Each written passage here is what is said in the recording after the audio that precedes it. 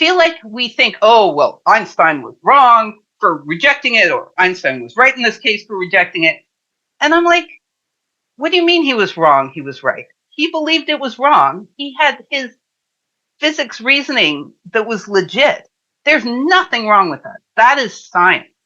And if you are a good scientist, you want people to come at you with their legitimate objection because it makes your concept so much stronger.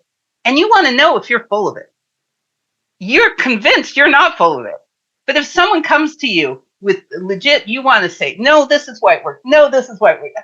Wait a minute. Maybe I'm wrong. And that's good science. That's what you want. And I feel like what happened was the whole Aether debate got wrapped up into Nazi politics, which is gross. I mean, the Nazi yeah, have you ever heard the whole thing of like aliens built the pyramids? Mm-hmm. You know, how could we not at this point? Now and then, yeah. Huh? I said, how could we not have at this point? Yeah. Do you know where that comes from? Is it the Nazis? Yes, it's the Nazis. They're like, wait a minute. How come the Germans be superior in everything if the ancient people had pyramids and we didn't? Good German people had no pyramids, but those gross brown people did. That must have been aliens. And you're like, really? You're going with aliens over race?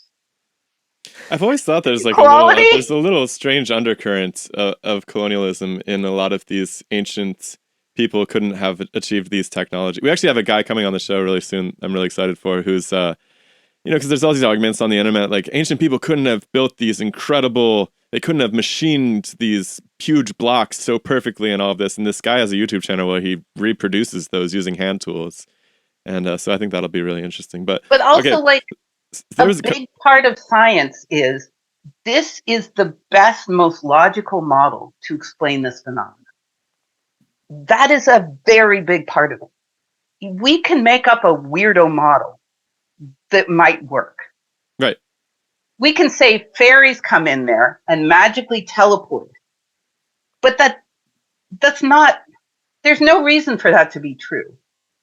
But it might work. It might work, and it might be predictive is the thing, right? I mean, this is kind of how I see relativity personally. And I mean, there's good evidence for this having been the case in the past, right? Like with the heat, with the kinetic theory of gases and heat, right? You can model heat flow as a fluid. You can actually build engines using that. It works really well, but it's completely wrong. Heat's not a fluid. We understand that now. And I feel like relativity is kind of in that boat for me right now, where I'm like, this is absolutely predictive. It describes the phenomenon, but it's not the basement layer. We still don't have an understanding of how these atoms are pulling on one another. I think there's two things going on there. The first thing is that it's not a great idea to try to get rid of a model with the only good new models come, new discoveries are not created, they're found. That's a better way of saying it. I've never seen a model in history, and I've studied a lot of the history, that was formed. I mean, they tell us that's a scientific model. You have a theory, you do an experiment, you convict it as true. Never happens that way. And really, I mean, almost never happens that way, and never happens that way with theory.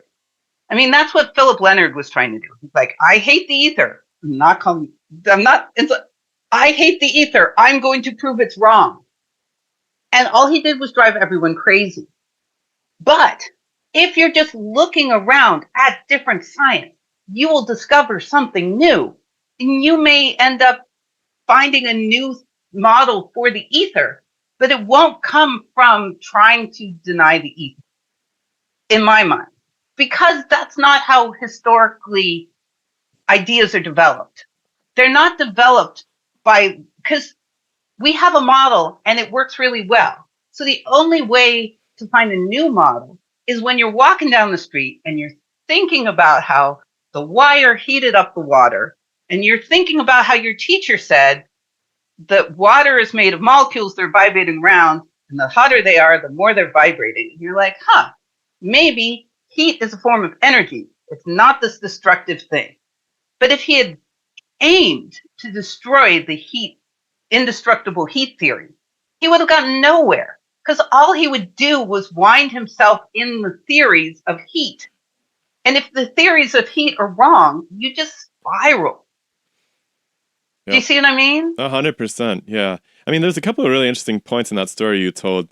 One being when you said that Faraday was giving this impromptu presentation, and he was like, well, it could be these lines of force, and so that allowed him to do away with the ether. And my interpretation, if I heard that lecture, would be like, oh, well, you're just giving structure to this ether. You're actually proposing a structure to it, which is really interesting. And then there's another point where, like, you were talking about the Michelson-Morley experiment. Oh, well, you know, there wasn't this drag, essentially. And these ether models assumed that the ether was separate from the atoms that were bathing in it. And so the natural logical conclusion of that study to me is that the ether isn't separate from the atoms, and that the